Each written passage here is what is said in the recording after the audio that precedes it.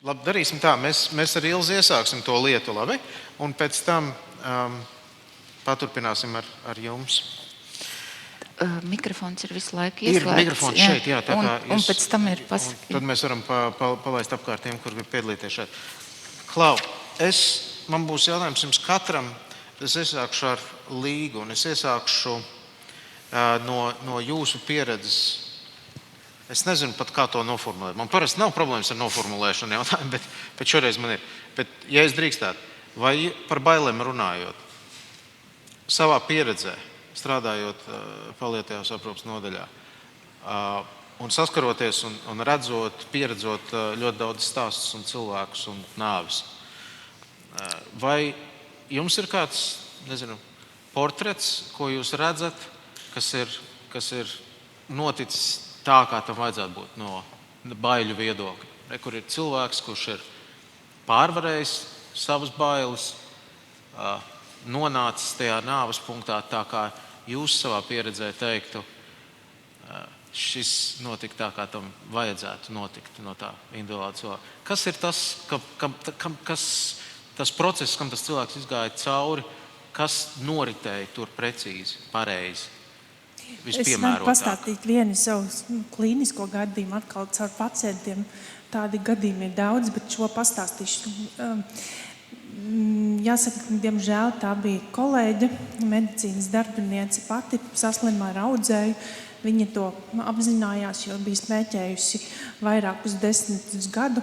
Un tad, kad nonāca līdz tā slimības atklāšanai, plaušu vēzis viņai bija, viņa saka, es nosmēķēju savus plaušus, es to apzinos. Viņa bija neatliekamās palīdzības dienesta ārste pati, un visu to procesu tā kā zināja. Viņa pie mums paliatīvas aprūpes nodaļā nonāca diezgan ātri. Viņai vēl uz to brīdi sūdzības nebija, tādas simptomi nebija. Viņa varēja staigāt, kustēties. Un sākumā viņa teica, vai paliatīvā aprūpe vispār priekš kam vajadzīga un kas tas tāds ir. Īsti nesaprata. Tad pēc kāda laiciņa viņai sākās elpas trūkums, sāpju sajūtas, un tomēr viņa novērtēja, ka tomēr ir palīdzība un tas atbalsts un līdzās būšana, klātbūtne. Un tad tanī posmā viņa jau teica, kāpēc jums te ir brīvas vietas un kāpēc tad pilna nodaļa nav uz to brīdi. Un, protams, tad, kad viņai vajadzēja to aiziešanas procesu, to viņa jau bija izdzīvojusi un sapratusi un aizgāja mūžībā mājās tuvinieku klātbūtnē. Viņa paspēja pa to savu ceļu. Viņai tas bija apmēram pusotrs gads vai gads, es neatceros. Bet savā pēdējā posmā viņai diezko nebija labas attiecības ar dēlu, jo viņa pati vienmēr visu varēja un organizēja un rīkoja. Bet tanī ceļā viņa atguva vai sastapa to savu dēlu, un sakārtoja tās attiecības ar dēlu un vīru. Un viņa bija tiešām izdarījusi, manuprāt, visu, kas ir jāizdara cilvēkam. Viņa pat bija uzrakstījusi atvadu vēstules, uzrakstījusi savu to pēdējo aiziešanas posmu, kā viņa iedomājās. Bija atstājusi visu mantu, kas ir kā jāsadala vai šī te pratība. Un viņa, tad, kad viņa pēdējās reizes nāca un mēs satikāmies, mēs tiešām atklāti varējām runāt. Un viņa dzīvoja, viņa neeksistēja, viņa nebaidījās. Viņai tiešām bija šī te saprašana. Un tas, manuprāt, es visiem cilvēkiem to nevaru novēlēt, bet tā vajadzētu būt visās ģimenēs un visiem cilvēkiem. Bet tā ir mūsu sabiedrība, kultūra, izglītība, pieredze. Un ģimenes pieredze, ko mēs varam nodot viens otram. Diemžēl mums šobrīd ģimenēs ir maz cilvēki vientuļi. Mēs neesam nodevuši no ģimenes paudzes paudzē to visu, kas vajadzētu. Līga, paldies. Bet es tātad atgriežos, un man liekas, ka tas ir tas, ko es sadzirdu jūs atbildē. Ir tas, ka šeit tas stāsts un tā baiļu pārvarēšana balstās uz to principā, uz skaidrību gan par praktiskajām lietām šim cilvēkam, mediķim, šim cilvēkam sadarbībā ar jums, paliatīvās aprūpes, tātad par praktiskajām, nosacīt medicīniskajiem faktoriem. Cilvēkam par to ir skaidrība. Un cilvēkam, kā es dzirdu no jums, ir skaidrība arī par lieliem jautājumiem.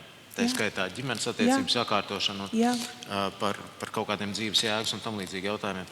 Un tagad šīs skaidrības, acīm redzot, sanāk kopā, šo dažādo līmeņu skaidrības sanāk kopā, tad mēs varam teikt, ka tas rezultāts tuvojas kaut kam, kas ir pozitīvs, acīm redzot, tik cik ir iespējams šo vārdu lietoties kategorijās. Paldies par šo atbildi. Un šeit par lieliem jautājumiem tas mūs atved, jo mūsu pirmās 2 lekcijas bija tieši par lieliem jautājumiem.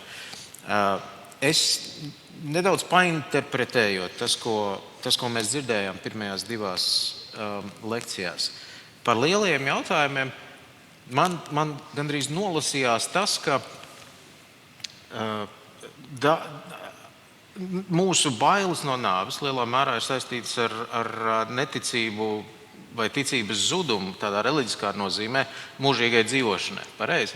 Mums ir iepriekšējām paudzēm šis jautājums iespējams bija daudz vienkāršāks, un šīs krogus sarunas varēja notikt citā atmosfērā, jo nāve tika uztverta kā tranzīta posms uz kaut ko citu. Ja? Savukārt 20. gadsimtā, 21. gadsimtā, kad mēs esam daudz mazāk ticīgi kaut kādai šādai mūžīgās dzīvošanas iespējai, tad mēs varbūt gribam izvairīties no tās sarunas, jo mēs zinām, ka nāve ir beigas, vai mēs uzskatām, ka nāve ir beigas. Ja? Un šāds pats arī jūsu uzrunā. Šeit tas transhumanisms arī ir kaut kāda atbilde uz to, kā es varu atrisināt šo problēmu, ka tās nav beigas. Ja? Vai es pareizi saprotu līdz ar to, ka tās lielās atbildes meklējot, mums ir jāatbild uz šo jautājumu. Tad kas notiek tālāk un vai kaut kas notiek tālāk? Un tā, ka mēs esam samierinājušies un atraduši kaut kādu atbildi, tad mēs varam nonākt pie baiļu pārvarēšanas. Rinā, varbūt tas ir jums iesākums. Es domāju, ka tas ir tāds ļoti individuāls pasākums katram cilvēkam. Ka tur nav vienotas receptes, ka ticība un reliģija būs tas universālais glābiņš visiem. Bet ļoti daudz cilvēku mēģina arī racionāli izprast nāvi un tīri intelektuālās diskusijās un vingrinājumos, vai nāve ir šis te 1 sekundes notikums vai nāve ir tomēr kaut kas ilgstošs. Un izcilais latviešu filozofs Igors Šuvājovs teica, ka ļoti daudz cilvēki savā dzīvē patiesībā nedzīvo, bet mirstās visu laiku. Ka viņi neizdara šīs te izvēles, ka viņi nedzīvo piepildītu dzīvi. Un tas ir tas, kas mums ir, es domāju, jādara katram, un katram pašam ir jādefinē tas, kāda būs mana attieksme pret nāvi. Vai es rakstīšu šīs te vēstules, savu balto grāmatu par to, kā es gribu, lai man izvada, vai gluži pretēji. Es to atstāšu ģimenes, draugu un paziņu varā un vaļā. Līdz ar to tas ir tas princips, kas mums ir vajadzīgs, bet es domāju, ka to mēs nevaram izdarīt bez līdzgaitnieka. Un gan hospice aprūpē, gan paliatīvā aprūpē, gan tagad mums ir arī Latvijā vairākas jau nāves dūlas, kas var kļūt par šiem te līdzgaitniekiem ilgstošā procesā. Un tas ir tas veids, kas mums ir jāapsver un jāapdomā katram pašam. Tā, es jums jautājumu, vai jūsu studijas transhumanismā, meklējumi, pētījumi, izpratni, jums personīgi ir palīdzējis atbildēt uz jautājumu par savām nāves bailēm? Nē, es domāju, ka varbūt nav palīdzējis, vismaz noteikti nav palīdzējis tikt galā ar šīm bailēm, bet vismaz vienu priekšstatu caur kaut kādu šo cilvēku iepazīšanu, jo sevišķi tādēļ, ka mēs šajā ceļojumā sastopot patiešām ļoti daudzus no šādiem gan vairāk ideiskajiem tēviem transhumānas kustībā, gan arī reāliem pētniekiem un biomedicīnas ekspertiem, ka mēs devāmies ar tādu skepsi un savu veidu ironiju, vai ne? Kas tas tāds ir? Tā ir tāda pseido zinātne un tās tāda naiva raudzīšanās uz tām zinātnes iespējām, uz to realitāti. Bet pirmkārt mainījās tas, ka es pēkšņi sapratu, ka es esmu tas, kurš esmu tas naivais, un ka patiesībā viņos ir ļoti liela pārliecība, un viņi patiesībā savas bailes no nāves kaut kādā veidā ir pārvarējuši tieši caur šo, ka viņi uzticās šai savai, varbūt bieži vien pārspīlēti tādai idealistiskai vai pārspīlēti idealistiskajam skatījumam. Un līdz ar to tā bija viena tāda paškritiska pozīcija, kas pie manis atnāca, bet otra pilnīgi noteikti bija tā, ka neskatoties uz to, cik spēcīgas vai nespēcīgas ir mūsu katra individuālās bailes no nāves, ir ļoti svarīgi tas, ka mēs padarām to par instrumentu, lai dzīvotu intensīvi un piepildītu dzīvi. Tas nozīmē, ka mēs īstenībā šī nevēlēšanās un ieraudzīt nāvi, un es Rinaldam pilnīgi piekrītu par to sarunu par nāvi, ka tā nepieciešamība kaut kā par to iekļaut savā domāšanā, viņa arī ved pie tā, ka jūs pārvērtējat pilnīgi visus procesus savā dzīvē, pilnīgi visu sev tuvo cilvēku nozīmi savā dzīvē, visa veida kaut kādas pieredzes, kas jums ir pieejamas, un tostarp arī tas, ko jūs reāli varat izdarīt. Un tur patiesībā parādās gan humanistiski apsvērumi, gan jūs aktivizējat sevi, jūs atmetat lieko, un ļoti daudzas lietas, šī savas dzīves intensificēšana ļoti daudzas lietas vismaz šķietami padara skaidrākas. Un tas, manuprāt, ir tas lielākais iegūms.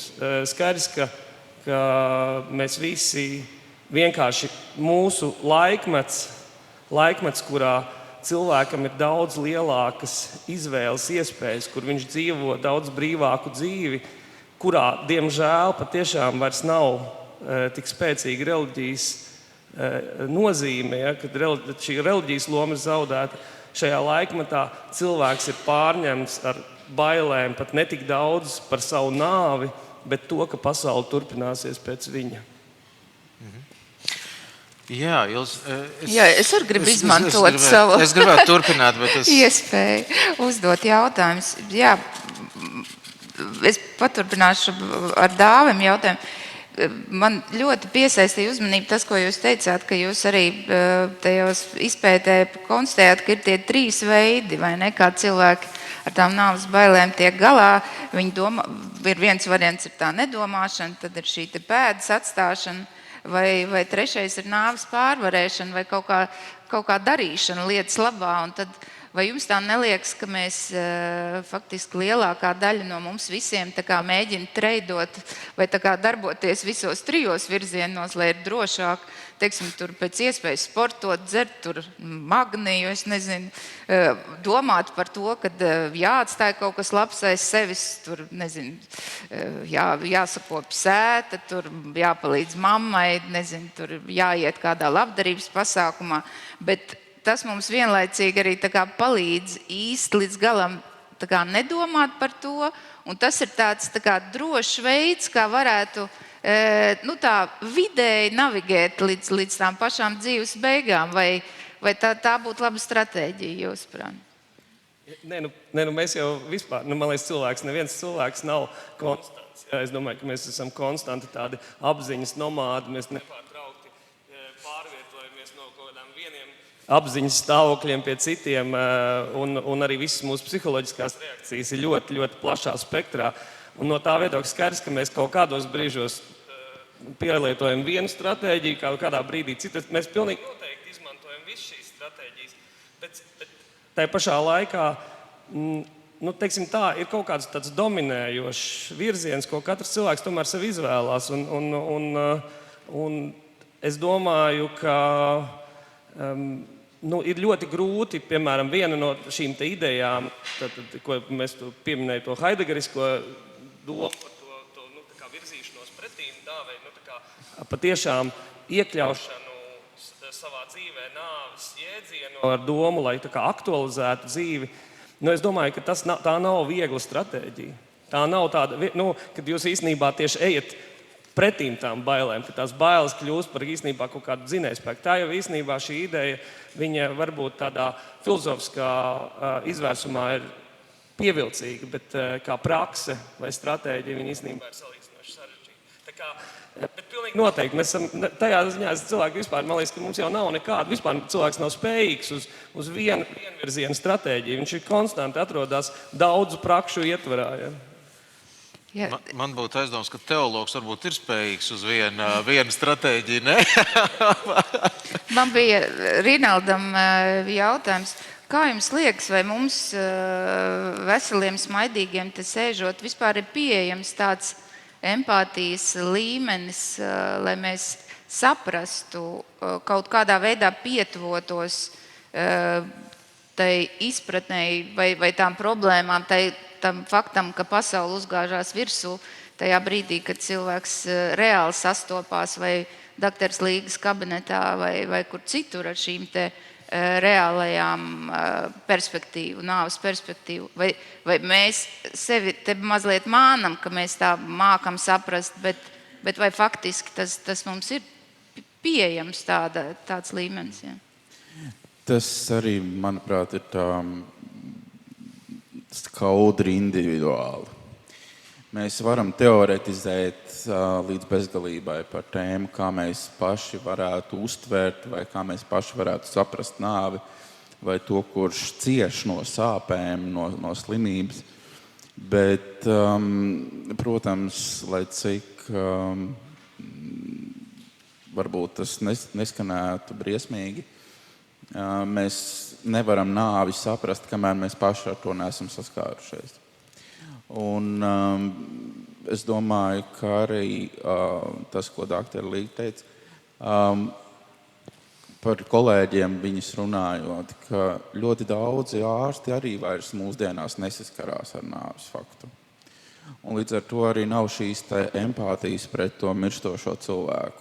Un kamēr mēs nesaskaramies ar nāvi, tā aci pret aci, kad mums aiziet kāds tuvinieks, kāds labs draugs, tikmēr mums šis empātijas līmenis arī ir tāds teorētisks, no grāmatām izlasīts, no diskusijām noklausīts, no YouTube izzināts vai citādi. Tas ir tas veids, kā mēs varam mēģināt saprast. Es, protams, nevienam nenovēlu ar to saskarties, bet tas ir tas veids,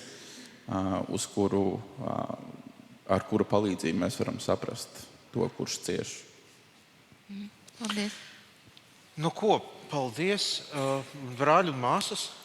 Mikrofons tajā pusē arī ir pieejams. Ja? Šeit es redzēju roku jau iepriekš, pirmajā rindā. Ja? Bija tāda lieta? Vai tas vairs nav aktuāli? Ne, tas ir aktuāli. Man ir pat ne jautājums, man ir tāda neliela opozīcija Rinaldam Ulbim. Par to, ka medicīna ir privatizējusi nāvi un miršanu. Pilnībā piekrītot tam, ka nāve un miršana ir medicinizēta, starp citu tāpat kā dzimšana lieka medicinizēta. Es gribu oponēt tieši par to privatizēšanas sadaļu. Jo mana pieredze, gan personīgā no mediķu ģimenes nākot, gan darba pieredze universitātes slimnīcā 17 gadus, un arī privāti saņemot draudus par aizejošu cilvēka neinstitucionalizēšanu, draudus izsaukt policiju, jo tas ir nehumāni, liecina vairāk par to, nevis ka medicīna privatizē šo nāves procesu, bet mēs kā sabiedrība esam uzlikuši pienākumu medicīnai atlikt nāvi, novērst nāvi, kaut ko ar to izdarīt. Jautājums līdz ar to ir gan kādēļ, gan arī cik ilgi, kurš tad ir tas punkts, kad mēs teiksim, jā, tagad Omīte var aiziet, un tagad vēl 3 nedēļas viņai atstājiet. Un patiesībā arī par to, cik tas maksā. par to, kādēļ. Es varbūt sākšu ar to, cik tas maksā, jo sekojot līdz arī tam, kas ir pētījumi par veselības aprūpes organizāciju. Jau ir 10 gadus ļoti labs vecs tāds pārskats, kas apkopo vairāk kā 30 gadus sākot jau pētījumus par to, ko mediķi un medicīna paši runā par lieko pacientam labumu nedodošo ārstēšanu pēdējās dzīves nedēļās un arī reizēm pat ir pīķis pēdējās dienās. Un tie ir milzīgi procenti. Mēs lieki tērējam veselības aprūpes resursus, mēs lieki mokām cilvēkus un mēs patiesībā atņemam resursus tiem, kuriem varētu kaut ko palīdzēt. Un, manuprāt, tā atbilde, kāpēc tas tā notiek, tam ir 2 komponentes. Pirmā ir tā personiskā. Tās ir mūsu bailes no nāves, bailes ieskatīties sev acīs, savai vainas sajūtai pret aizgājēju parādiem, neizdarītajām lietām. Bailes tiešām tādā plašākā mērogā, un otra ir tā institucionālā komponente, alternatīvu trūkums vai zināšanas par alternatīvām. Ko tad darīt, nemedicinizējot to nāvi? Jūs, protams, varat komentēt, bet man tāds, paldies. Jā, es noteikti pievienojos tam, ka šeit ir svarīga šī sabiedrības komponenta. Un tas, ko mēs kopā ar kolēģiem Rumānijā esam darījuši, mēs esam runājuši nevis par to, ka nāve tiek medicinizēta vai privatizēta no medicīnas puses, bet ka 21. gadsimtā vispār eksistē nāves servis, kur sabiedrība, ģimenes locekļi, kopiena savus tuviniekus pirmkārt iegrūž, ja tā var teikt, mediķu rokās. Tad ir šis abedīšanas servis līdz pēdējam un, mielasts un tam līdzīgi vispārējais. Vairs nekas nenotiek mājās un šis procents ar ļaudīm, kas aiziet mājās, kļūst arvien mazāks. Un to mēs varam redzēt tikai rurālos apgabalos, laukos un pilsētās šis procents ir vēl lielāks. Bet tas veids, kā mēs uz to varam paraudzīties, ir arī tas, ka, piemēram, reliģijā Romas katoļu baznīca ir pateikusi, un tur droši vien pāvests arī jaunais ir ar jums viensprātis, tas, ko viņi ir vienā savā dokumentā nosaukuši par medicīnisko forsēšanu. Un kas ir arī bioētikas jautājums, protams. Kas ir tas brīdis, kad ir jāizbeidz šī medicīniskā forsēšana, šī ārstēšana par katru cenu. Vai tas ir zinātnes nolūkos, vai vienkārši treniņu pēc, vai kas cits. Vai tuvinieku vēlme par katru cenu izdzīvot vēl kādu stundu un nesamierināties ar nāvi. Bet tas jau ir tiešām vairāk, manuprāt, tas servis, kas saistās ar garīgu aprūpi, vai tas ir psihologs, psihoterapeits, kapelāns, kurš ir slimnīcā un kurš var veikt šo arī tuvinieku aprūpi galvenokārt, sagatavot viņus šim notikumam. Jā, šis man šķiet ļoti interesants faktors. Man te no Facebook faktiski līdzīgs komentārs viens no Dacas mūsu skatītājs par to, ka, manuprāt, nevis slimnīca nāve ir privatizējusi, bet sabiedrībā ir radies tāds stereotips, ka pie visa vainīga ir medicīna. Kas ir vēl viens faktors, aspekts faktiski visā šajā baiļu stāstā, jo, kā mēs arī Dr. Līgas refleksijā dzirdējām, tas ir vēl viens papildus elements mediķiem par viņu bailēm, ja viņiem šie pienākumi ir uzkrauti uz pleciem. Brāļi un māsas, lūdzu. Labdien! Paldies lektoriem! Es esmu Anda Jansona, paliatīvās aprūpes speciālists bērnu paliatīvā aprūpē.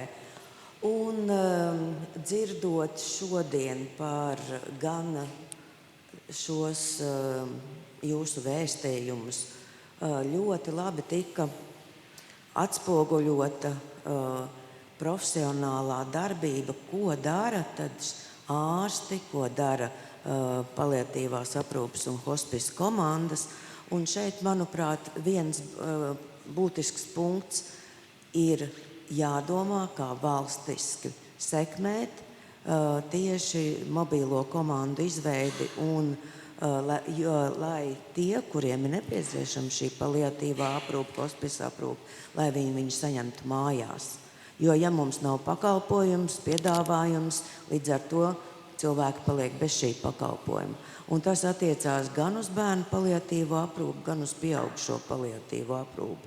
Un, manuprāt, otrs aspekts, strādājošie paliatīvā aprūpē, viņiem ir tiešām izcilas zināšanas, profesionālās prasmes, spēja būt klāt un mācēt, palīdzēt pacientam.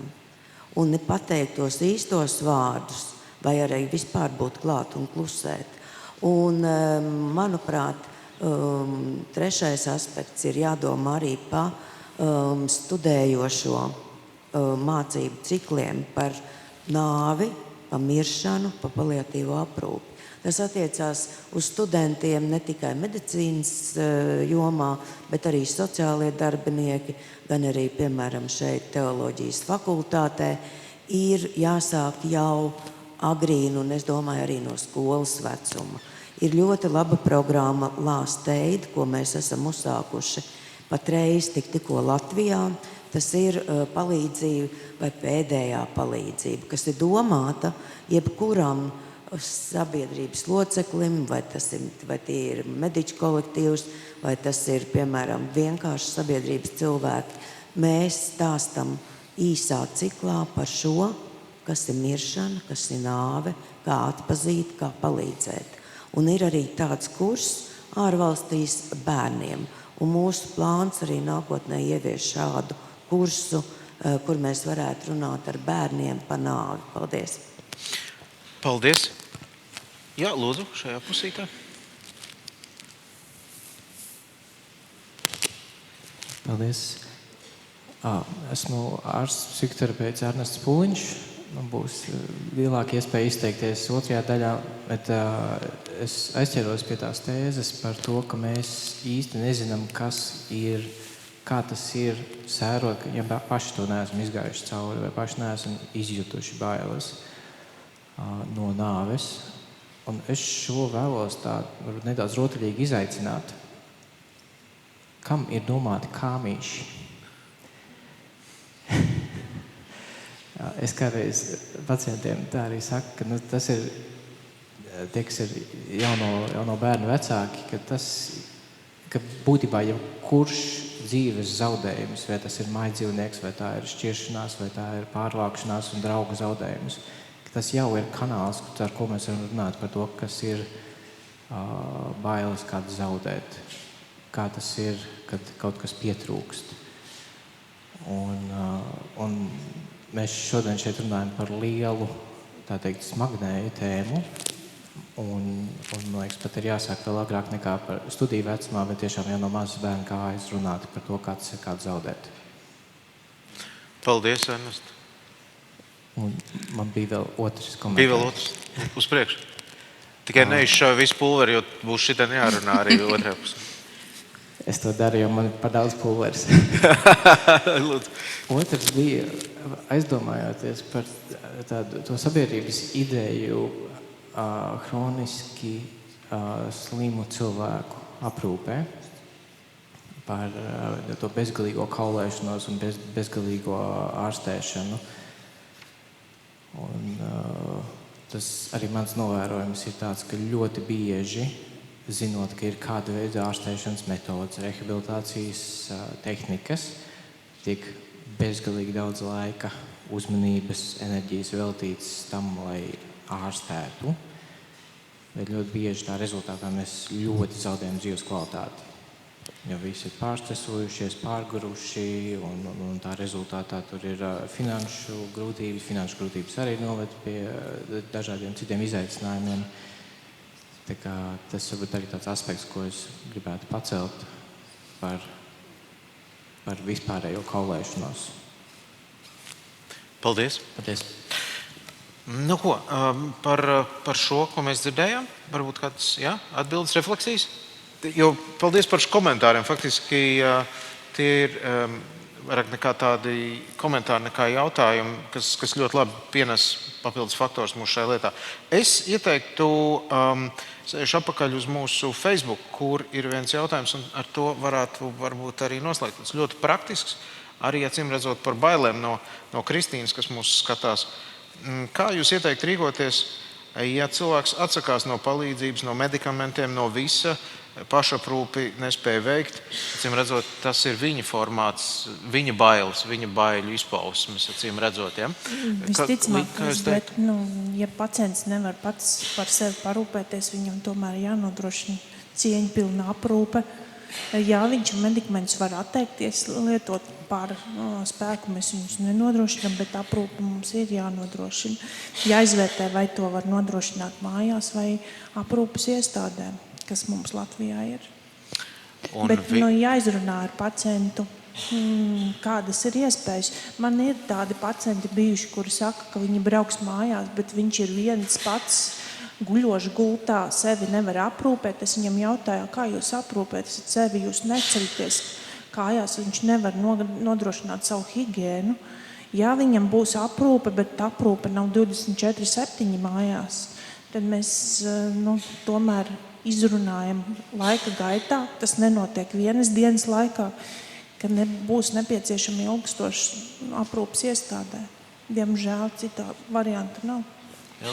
Jā, es gribēju piebilst, man liekas, ka te sajiet kopā ar to, ko Dāvis teica, kas ir ļoti svarīga atziņa par to, ka tā nāves pieredze ir tāds individuāls fenomens, ja, un tās mūsu priekšstati par to nāvi un tās mūsu reakcijas tās nāves priekšā ļoti individualizētas, un es domāju, tas svarīgi, tā kā arī šajā brīdī viena no tām, ko arī Žaneta teica, tām cieņas izpausmēm, ir pieņemt šīs izvēles, ko pats pacients izdara.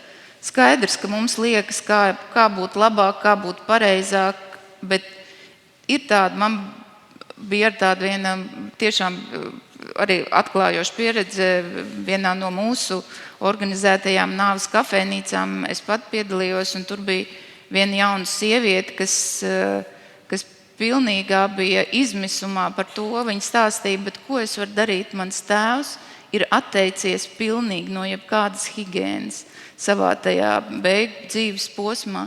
Viņš nelaiž nevienu klāt. Es varu, ja es to gribētu viņu nomazgāt, man vajadzētu, es nezinu, ar varu, ar miesas bojājumiem, ar to. Tā ir tā izvēle, ko mums, kas arī tā neārstēšanās, mums ir arī tādi gadījumi, kur nav pacients pateicis nevienam, ja? Ne tuviniekam, ne vīram, ne bērniem. Un nekur nav gājis ārstēties. Tā ir tā kā viņa izvēle. Ja? Un vai tas mūsu, tas kopējais priekšstats par to, kā būt labi un pareizi, šeit mums jāatdod. Tā kā es domāju, ka cieņpilni ir tā kā viens soli atstāties. Un, ja tā ir cilvēka izvēle, viņš ir savu dzīvi dzīvojis, kā viņš grib, viņš arī šeit, šajā posmā varētu būt viņa izvēle. Un es saprotu, visi mēs saprotam, kas ir tā kā būtu labāks viņam, bet ja cilvēks ir pats pie lēmuma pieņēmējs, ja viņš nav bezpalīdzīgā stāvoklī, es domāju, te ļoti smagi tādi arī ārstiem iesaistītajiem aprūpē tādi smagi to robežu jautājumi arī par to, ko Žaneta tieši minēja. Līva pāris vārdos, šī ir trausla, vai ne, Līnija? Jā, es gribēju vēl teikt, ka sabiedrībai ir uzskats, ka pacients ir jāārstē līdz pēdējiem mirklim. Vai tiešām, vai fizioloģija viņam atļauj vispār dzīvot, ēst un dzert? Jo mums līdzgaitniekiem ir līdz pēdējiem mirklim viņš jāpabaro, jāpadzird, jāuzliek sistēmas. Ir izveidot prezentāciju par to, kas notiek cilvēkam mirstot, tad tie procesi apstājās un viņš vairs nekas nenotiek tur iekšā. Un mēs tikai apmierinām savas vajadzības, bet mēs sabiedrībā neskaidrojam šos te procesus. Līdz pēdējiem nāk radinieki, viņš jāglāb, jāārstē, bet viņam jau dzīvība ir apstājusies. Un to ir grūti pieņemt, bet ar laiku skaidrojot, to var izdarīt. Un jo ātrāk tas notiks, tā informācija būs, būs kvalitatīvāk priekš tā paša pacienta ar dzīves komfortu. Jā, pavisam vienu teikumu, Edī, kad tas bija mūsu otrais fórums, kur mēs runājām par šo te veltīgo ārstēšanu un tur šiem te tiešām trauslajām robežām, šo te medicīnisko ētiku un kurš tad būs tas izvērtētājs, kad tad ir tā vērtība un kad mēs sakam, kad varbūt 92 gados, tad jau varētu tā kā beigt, vai ne, bet katra diena cilvēkam svarīga, bet kāds sēž un mums ir pacienti, ko mūsu aprūpētāji saka, ka viņi sēž un gaida, kad tā nāve. Visi viņi piekusuši, viņi grib mirt. Tā kā tie ir tie daudzie scenāriji, tas individuālisms visā šajā lietā. Nu ko, es vēl nolasīšu burtiski dažus atklāsmes, kas mums ienāk no Facebooka. Ir šeit vēl no datus izskan par to, ka mājās daudzās ģimenēs, diemžēl, par nāvi nerunā, jo ir bailes visiem kopā, taču arī jaunatne palikusi daudz jūtīgāk pret šādiem dabiskiem dzīves procesiem un pret apspriešanu. Raimonds raksta, ka viņš atbalsta pieeju par sarunu atgriešanu krogos, kas šeit izskanēja. Irēna mums raksta par to, ka tuvinieku aprūpe, vai tas ir tikai radinieku pienākums, vai neformāliem aprūpētājiem nepienāktos lielāks atbalsts. Un visbeidzot, Ainārs mums piebilst,